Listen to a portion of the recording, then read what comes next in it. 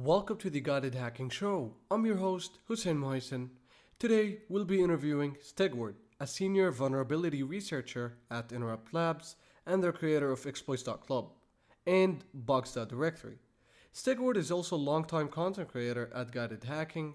You might know him from his videos like vulnerability research in video games, macOS game hacking, writing exploits for IoT N-Days, and much more. Let's jump right in. Could you tell us a little bit about yourself, your background, educational background? How'd you get it into computers? Where are you based out of, and your hobbies? Yeah, for sure. So I went to school or went to high school in North Carolina, and kind of started playing with computers around that point in time, around middle school, high school. I was always pretty interested in writing code and trying to build small video games and things like that.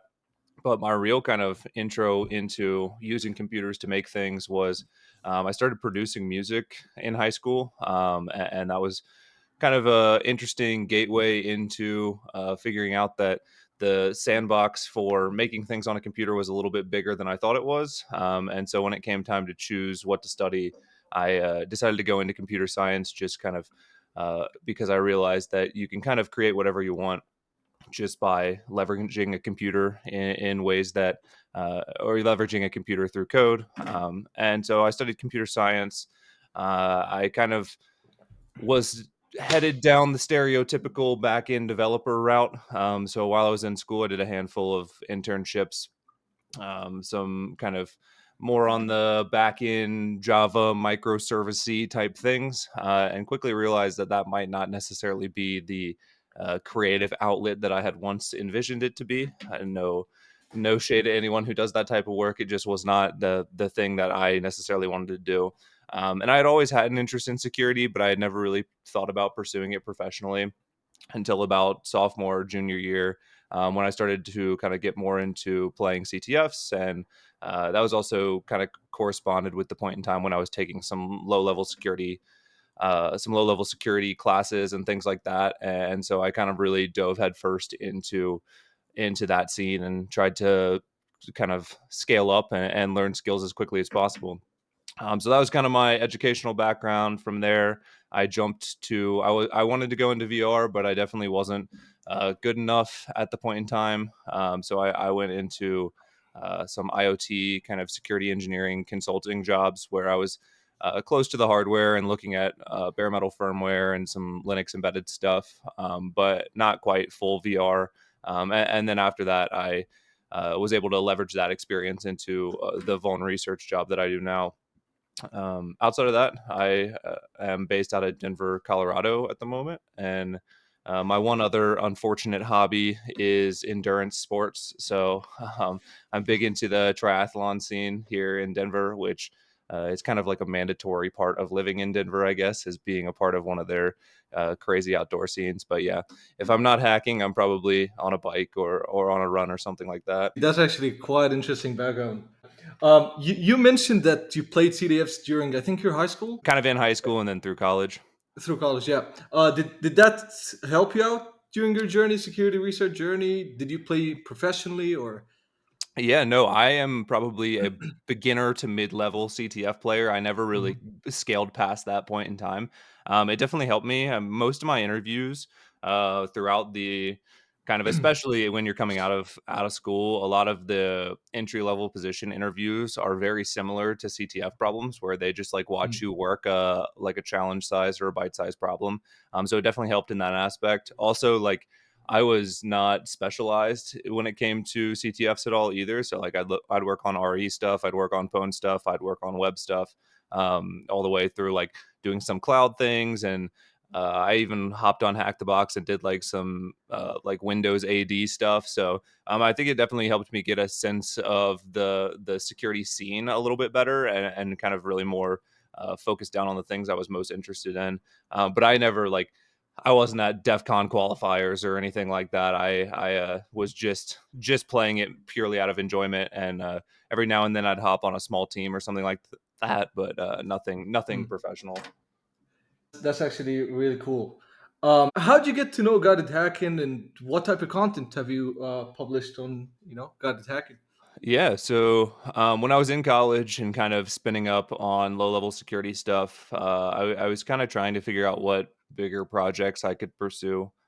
Just because I didn't necessarily, I enjoyed CTFs and stuff like that, but I wanted to make a jump to looking at some real stuff pretty quickly. But Hmm. I also wasn't necessarily skilled enough to make that jump to like a real target. And I kind of fell into this niche of game hacking which is when I came across guided hacking the website, and that was back when it was a forum and there was like a live chat on the homepage and stuff like that. And so I kind of joined the community for a month or two, and did some game hacking projects. I ported one of the old SoulCube kind of tutorials over to Linux and wrote up about that and some other stuff that was pretty basic at the time, but just getting me introduced to the kind of game hacking scene. And then I moved on kind of more towards the vuln research scene and fell out of contact with a lot of the people over at Guided Hacking until kind of the beginning of this year when I saw Rake had published a tweet looking for content creators, and he was specifically looking to move more towards the professional kind of scene, I guess. And so I reached out and told him I'd be happy to publish some videos on kind of IoT hacking or looking for vulnerabilities, writing exploits, stuff like that. And he said that sounded interesting. I started by doing some kind of more game hacking tutorials. So I think I did like a Frida, like using Frida to hack games, which Frida's a useful tool in and of itself outside of the game hacking scene. So I thought it might be a nice kind of entry point into that. And then from there, I did some stuff about like writing exploits for IoT N-Days. I did one about some bugs that I found in um, a video game called Free Droid RPG. And so, really, just kind of trying to find the common ground between the people who follow the channel who are really interested in game hacking and the kind of route that they might be able to take to continue to pursue that interest into a professional channel. That said, I mean, people who write and sell cheats also make a ton of money. So if they wanted to pursue that route, they're already in the right spot. But yeah, for those who might want to go into like IoT, like pen testing or consulting or vulnerability research full time, I was trying to find some common ground there. The videos that you actually made for Guided Hacking are really cool, and we're definitely going to be talking about a few of them because they're Awesome. quite interesting. So what big or interesting projects are you working on right now? Yeah, so outside of work, I kind of have like a handful of projects that I'm tinkering on at any given time. So Exploits Club is a newsletter that I run for. It's a weekly newsletter on low-level vulnerability research, reverse engineering, exploit development, things like that. Pretty much just a roundup of the week's news. So I spend a good amount of time per week working on that, and also working on kind of growing that into something. I'm not really sure what direction it's going to go, but I'd like to continue to publish new things and experiment with new ideas under that platform. Most recently, I published Bug Directory, which is just a collection, an open source collection of all of the bugs that we've talked about on Exploits Club. And so the idea is to allow people to quickly search across the database for subsystems and stuff like that. So if you're really interested in IOU Ring or something like that, you can just search our database and automatically it'll come up with all of the bugs, exploits, write ups, things like that that we've talked about that cover that subsystem. So that's kind of the main idea of that project. Those two work in conjunction, and then outside of that, I tend to poke at soft targets when I'm not working my day job, just because my day job is pretty much entirely focused on hard targets, and so I'll pick up like little Android devices or IoT devices. And so right now, I'm waiting for some vendor action on a e-ink tablet that I'm poking at.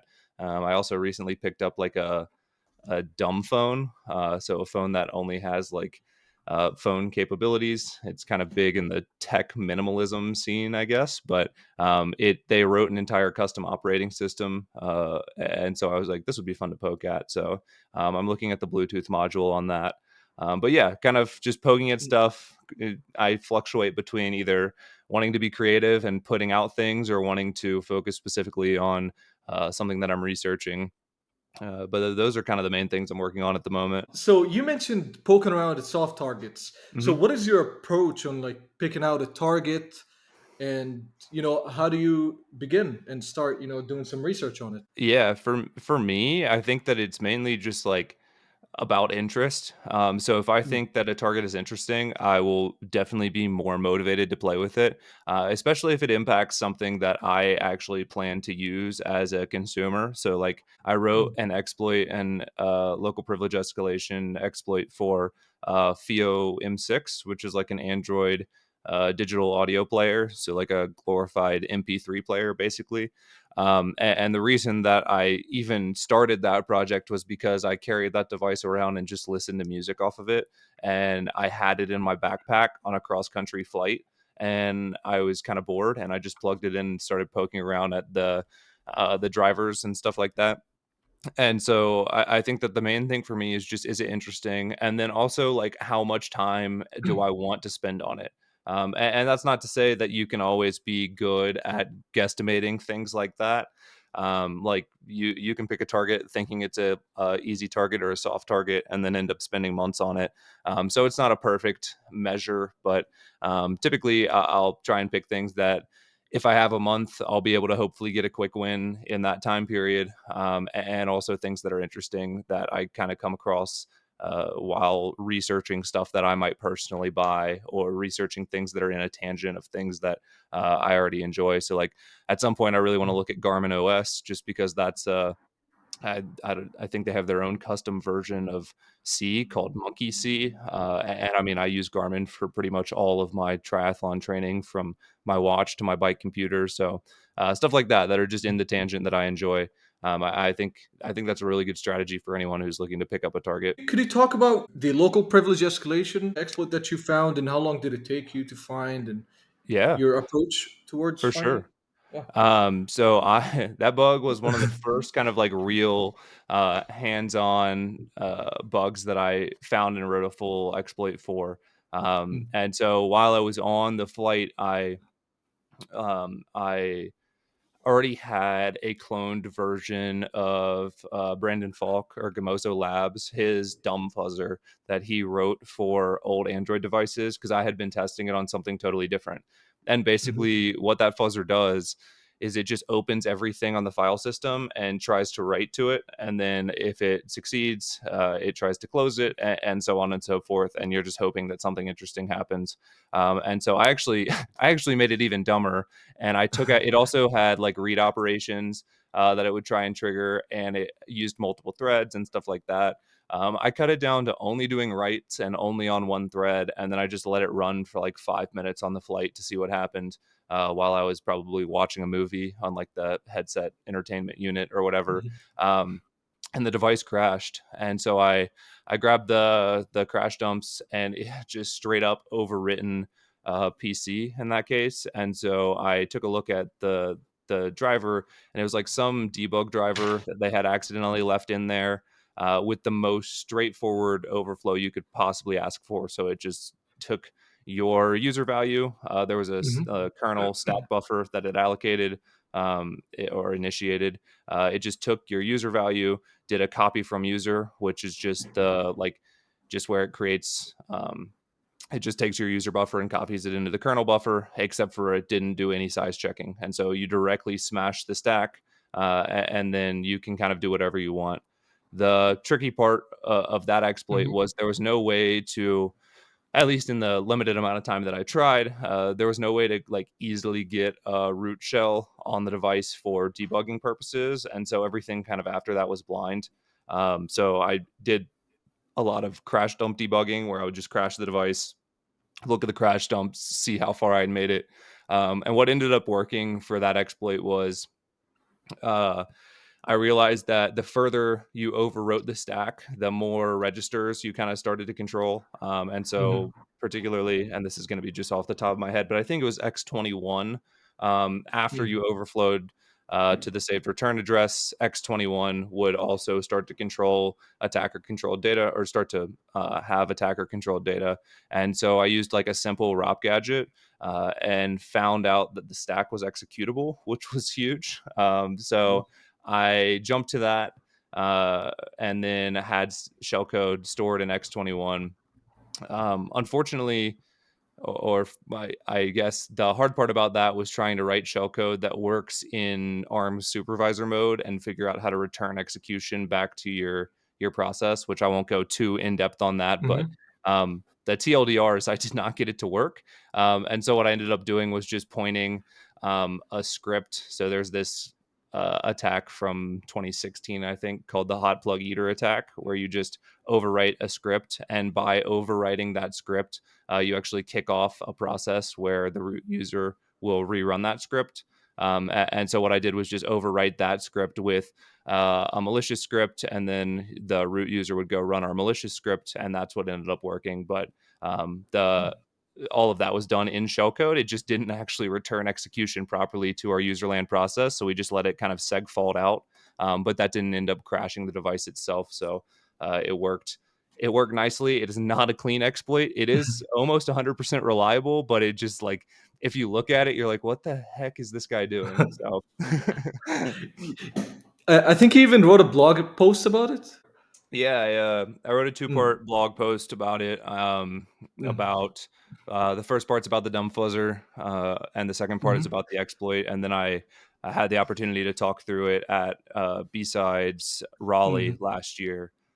So there's also a talk online. They accidentally cut off some of the slides in the recording, so you only get to see half the slide deck, but the Yeah, recording is there. yeah, and I think you've posted your slides on GitHub as well, Yeah, because I think I have like a slides and presentations or something like that, which is slowly growing. We're slowly submitting papers and indeed. stuff like that. Speaking of slides and the talks, you've actually gave a presentation at B-Sides Denver 2024, Yeah. with which was under the title of moving from CTFs to real world targets. Mhm. So yeah, how can someone move from CTFs to real world targets? Yeah, that Yeah. was the first, that was my Mhm. first attempt at, like, a methodology talk, and let me tell Mm, you, it is a different ballgame when you have to, like, mm, formalize what you think or what you do and then present it in a manner that's, like, not authoritative, but, like, a manner that you see is right. Because like, the whole time I'm indeed. like, "Who am I to say that this is how you should do things?" Yep. So, with that said, take all of this with a grain of salt. But, the Mm, premise of kind of the talk itself was, um based mostly on Ned Williamson's attacking the mm, Chrome IPC talk, where the first like 30 minutes of that talk, he explains his approach to how he scaled up in vuln research, where he started in CTFs. And then the idea is that you should pick something kind of 10 to 15% above your skill level and go mm, after that as a means of continuing to progress, where there's a chance of failure, but also you haven't set yourself up for failure at the get go. And so that was kind of the basis of the talk. The beginning of the talk was kind of around the idea of consuming lots of outgoing content or incoming content, and how to do that effectively. So how to start building your kind of knowledge management system, with the important caveat that that's not going to like make you a good researcher, but that's going to mm, help you to kind of see what other people are doing and help you to quickly scale up your skills. And then the back half was about picking targets and understanding how to choose something, and also not to fall down the rabbit hole or the pitfall of, mm, a lot of times people say like, oh, I can't move to look at real targets until I've mastered this skill. And that skill could be like, I don't know, writing heap exploits or kernel exploitation or whatever it is. And the basis of the talk was kind of around the idea that that's not necessarily true. If all you know how to do is smash the stack and write some shell code, you can go pick an N-Day from 2005 and do mhm, exactly that. And that's going to give you the intuition as to how this type of stuff works on real world devices. It's going to give you the intuition as to how to narrow down an attack surface, how to actually find interesting segments of code, if you have to do it all on real devices. And so the idea was like, no matter where you are in your journey, Mm. if your goal is to get an exploit working on a real device, you can go ahead and do that now with kind of just the bare bones of kind of a skill set under your belt at the moment. Yeah, the talk actually addressed multiple which are really important to highlight and talk about, which you did. And you'll always get a lot of common questions like, which target should I pick? What is your take? What is your advice on how to approach this target? Is it easy? Is it hard? Should I get started now? Should I go take an assembly course or reverse engineering course or whatever? So I think the whole idea is to just start essentially, and like you mentioned, pick a target that's like 10% above your skill level.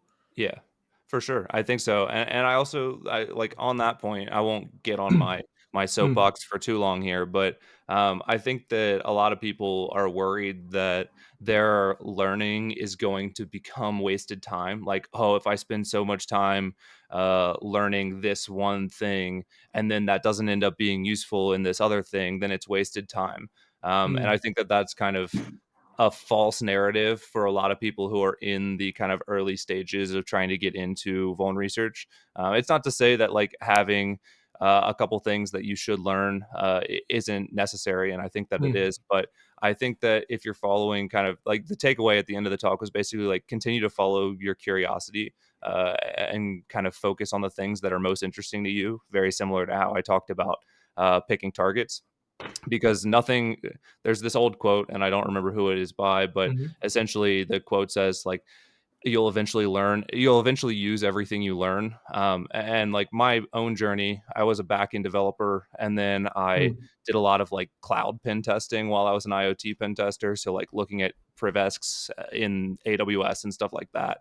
And if I went into a channel right now and was like, hey, to become a vuln researcher you should look at cloud privesks, everyone would be like, no, you shouldn't. And I don't necessarily think it was directly impactful for my vuln research journey in terms of skill set, but in terms of mm, understanding attack surface, understanding how to find interesting segments of places to look, understanding what the actual threat model is, and stuff like that. It was useful. And so while it might not have been the best use of time, I still find that those skills relevant to my day to day work. And so I think that that was kind of the big overall takeaway mhm. is like no matter what you're focusing on, you're learning new skills, and sometime down in the future you'll probably use those. Indeed, it's like being a backend developer helped you through your learning experience Yeah, when doing exactly. vulnerability research. It's like you just made your neural network better in your head. I was just gonna say a lot of the like researcher, like a lot of the learning methodology that people go for is like, okay, I gotta learn all of these kind of bug classes, and then I'm just gonna grind Linux kernel, and I'm gonna do as many Linux kernel challenges Mm, as I can so that I can get a job working on the Linux kernel, and like or finding bugs in the Linux kernel, and like that is a route that has worked for a lot of people, and I think that mm, uh, it is somewhat proven, but a lot of the researchers at the top of the game aren't that specified. Like the people that I really kind of look up to when it comes to the research mm, community will go pock a bug out on Windows and then they'll go do the same thing on Linux and then they'll turn around and write an iOS exploit. Granted, with lots of time in between where they're getting scaled up mhm, on the target itself. It's not to say that these people just inherently understand the internals of all of these things, but they understand vulnerability research from more of a first principles approach, mhm. where it's okay, I understand how to look for these things and how to find buggy code paths, as opposed to I understand these very niche internals. And then once they get spun up on the internals over the course of a few months, they're able to go find bugs very quickly. Indeed, you actually mentioned first principles, which I think helps whenever you do security research. Without first principles thinking, I think you'll face a lot of problems. Yeah, definitely. Speaking of that, what is like your workflow and strategy and approach when writing exploits? Because you have an excellent video on guided hacking that I've seen where you exploit an N-Day for an IoT device, which is I Yeah. think the NAS device.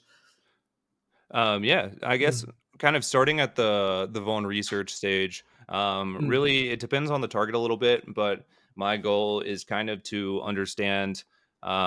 a little bit about how difficult the target will be, which isn't necessarily the greatest first step. But like, for Hmm. example, if I'm looking at a soft target, maybe I start from kind of a bottom up approach where I'm just grepping through the code for potentially vulnerable code patterns and then working out from there to try and find if that type of code pattern is hittable with attacker controlled data. On targets that I actually care more about or am interested in working kind of more in depth on, I'll start the opposite way and do more of a top down type thing where, I'll find, okay, this is where our attacker data is received, and then try and understand how it's being processed, understand if there are any code paths that are more interesting when it comes to like, oh, they're parsing packets here, or they're doing some sort of interesting manipulation here, and really try and get a feel for what the thing is doing, especially if there's like a spec or something like that. Like if we're talking about a protocol that they've implemented that has a spec associated, maybe pairing the two of those up together and trying to see if they've misunderstood anything or differed anywhere, and kind of go from there.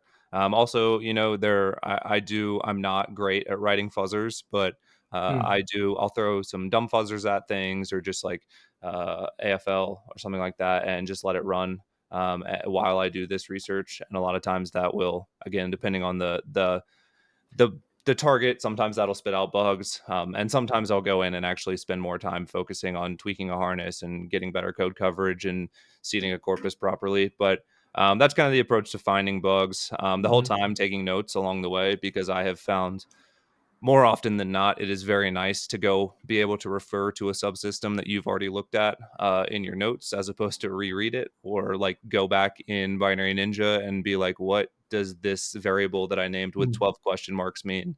And so, yeah, that's kind of the approach to looking for bugs. And then assuming that I have a bug, which is a large assumption, but let's say that I do have a bug, writing an exploit for it, like kind of like you saw in the IoT video. Hmm. In that case, we knew what the bug was. We just didn't know where it was. So, for those who haven't seen the video, essentially, I took a CVE description that gave you the type of vulnerability. It basically said this is a command injection in this particular endpoint.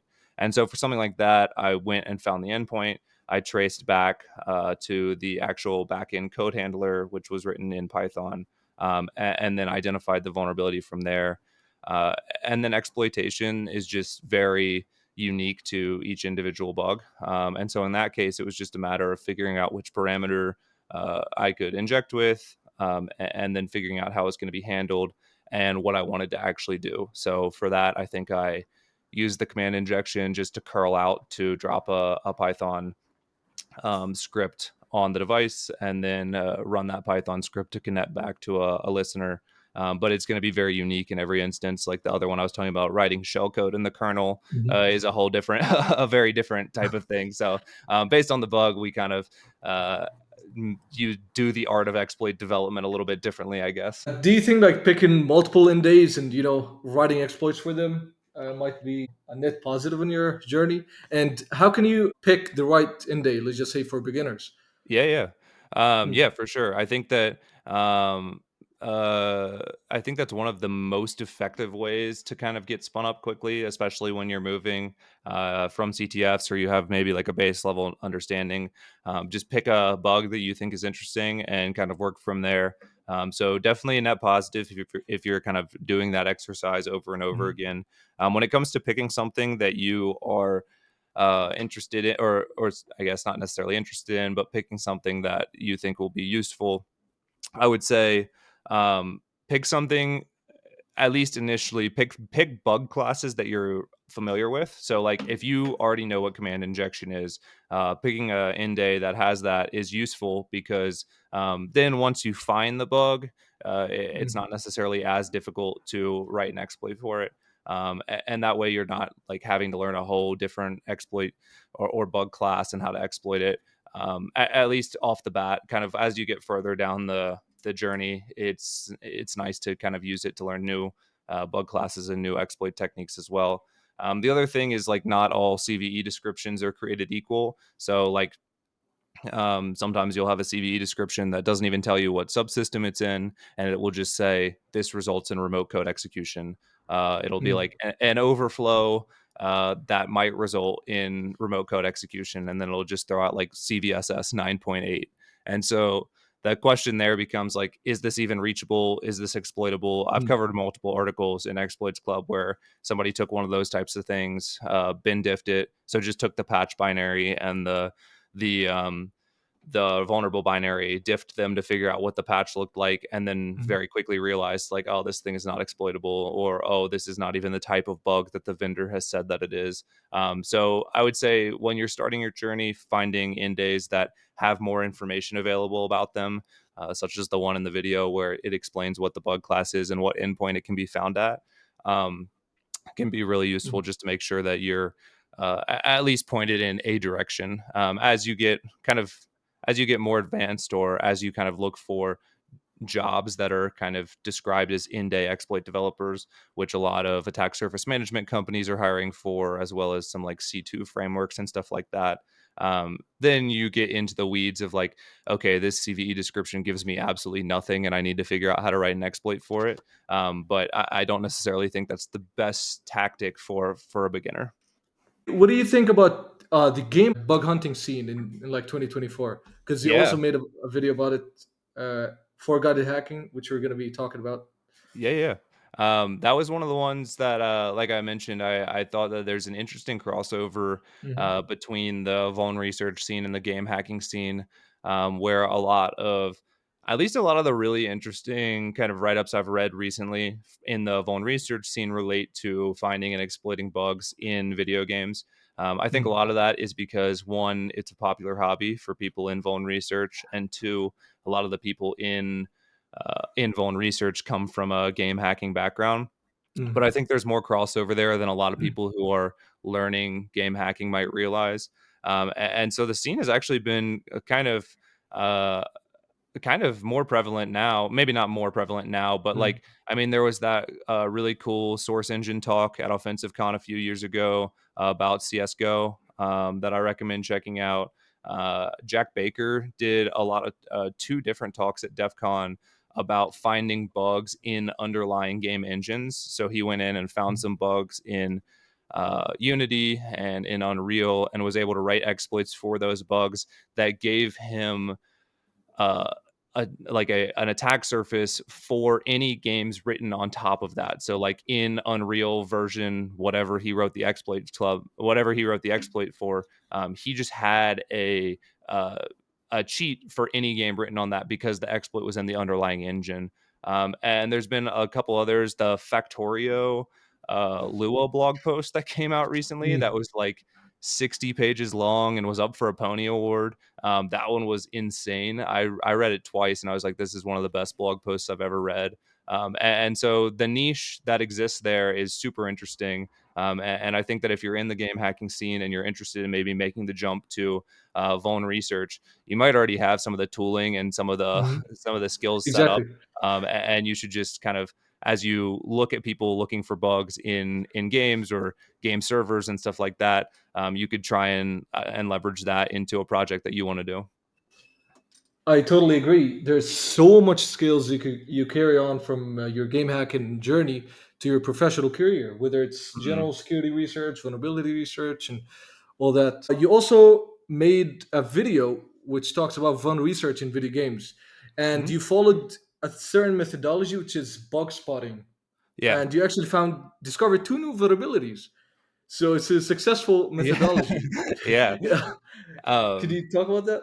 yeah, yeah, that one was, Mm, kind of, again, based on that Ned mm, Williamson talk from the Attacking the Chrome IPC, where, it also feeds back into that B-Sides Denver talk I gave, which essentially was the idea of, like, critically reading write-ups and blog posts and patches and trying to spot the bug before you read the actual disclosure. And so that way, kind of, you're focused on 100, 200 lines of code, and you try and see where the bug is before they tell you where it is. And it's like getting in these mental reps very quickly, I guess.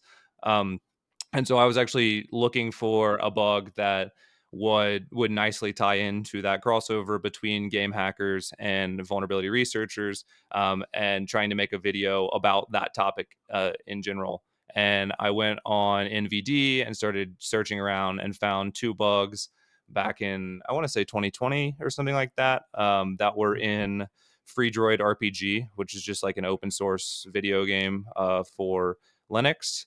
And before looking at the CVE description or the write up from the original researcher, I just jumped on to GitLab where they host their code because there was a link out to the patches, and I read the patches and I understood the bugs. And then I kind of started to make the video about that aspect. And then while I was making it, I realized that in both cases, the patches were actually insufficient. And so in one case, they were like manually creating a Lua sandbox such that they were trying to restrict library functions that might prevent or restrict library functions that would allow you to do things outside of their intended functionality, such as kind of redirect where you're writing with std out, or allow you to execute arbitrary commands, things like that. And they had actually left into the allowed Lua functionalities. They had left two functions that, when used in combination, would allow you to arbitrary file write. And so I was able to kind of demonstrate that. And then the second bug there was the original researcher found a heap overflow based on the way saved game data is parsed. And so they would take this save game data, which was just in like a plain raw text file on the device, and parse it out into these fixed size heap buffers. So pretty straightforward heap overflow in that case. And so what they did was they added a size check, just to make sure that you're not going to parse too much data. And if you do, it just writes out like, hey, this save game data is corrupt. Don't load this game.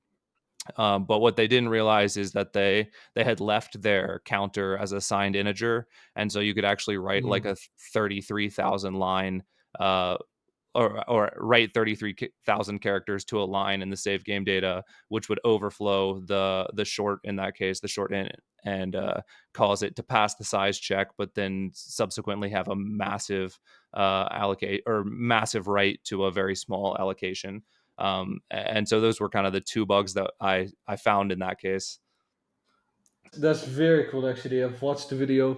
Yeah, Uh, be- I should say yeah. that in both cases, it's probably, this goes back to some of the attack surface aspect, but like there's no like sharing save game data or anything like that. So like it's a pretty dumb attack surface when it comes to like being interesting candidates for bugs, just because like you're corrupting your own save game file. So I'm not under the delusion that it's a interesting attack vector against this free droid RPG. More so just that it was cool to kind of demonstrate what bug spotting was and then how to like leverage that into actually finding new bugs. Indeed. Um, what do you think about DMA cheats and kernel hacking in like 2024? Yeah. I guess I'm not overly familiar with the DMA cheats Mm. scene, but I recently read that Valorant Vanguard write up.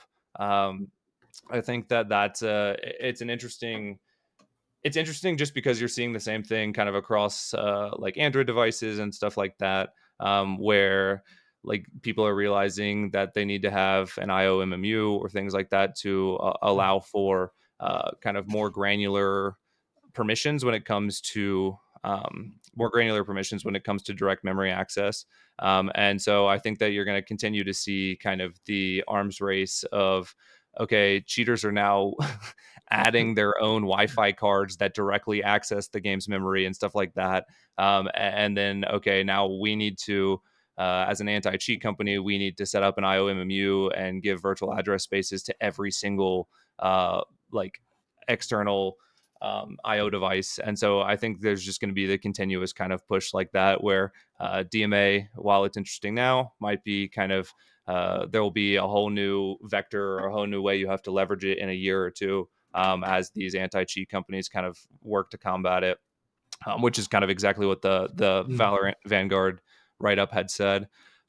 Kernel attack surface, at least from a vuln research standpoint, is kind of one of the more interesting attack surfaces you'll see write ups about, where LPEs still are kind of really cool.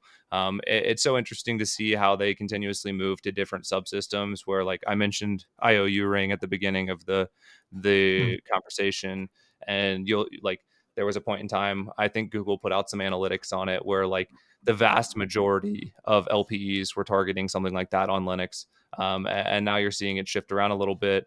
And so I think the kernel attack space is still alive and well. I think it will continue to be. But yeah, I mean, writing kernel exploits is constantly becoming more difficult, especially with increasing mitigations and things like that, where it definitely, I mean, you're not like my FIO my FIO project where I just wrapped a shellcode on the stack. That's not happening. I can definitely assure you of that. Yeah, there's definitely a skill curve in kernel Yeah, hacking. certainly. Yeah.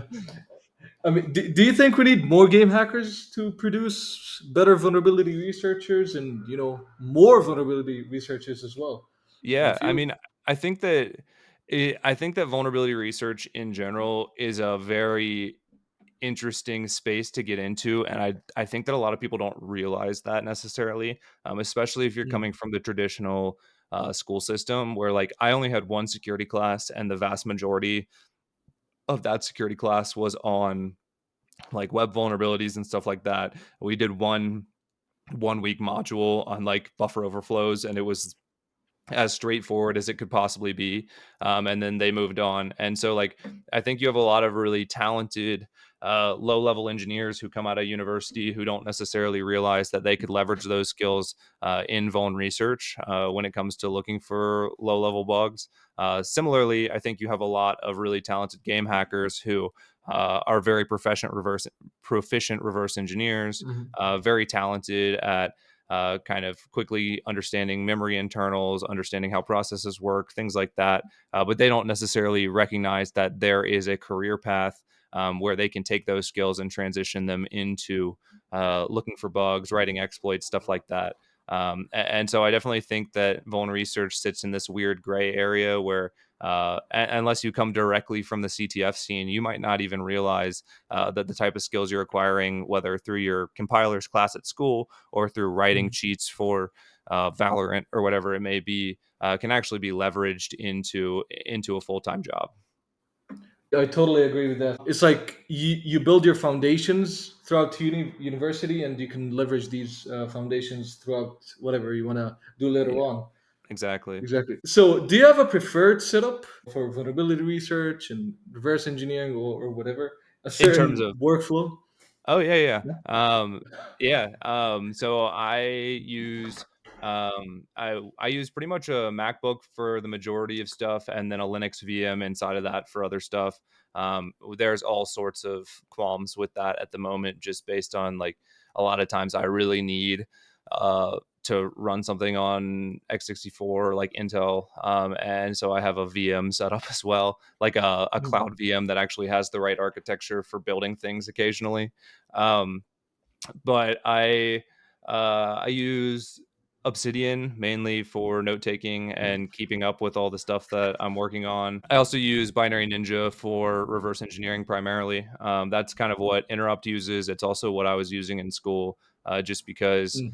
I like the interface. I also like the team behind it. I think Vector 35 is really trying to add as much as they can to it as the community requests different features and stuff like that.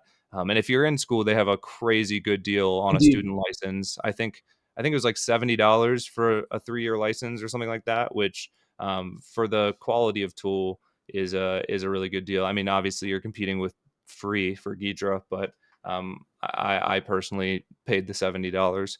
And then outside of that, pretty much all of my code or writing code, reading code, I do in NeoVim.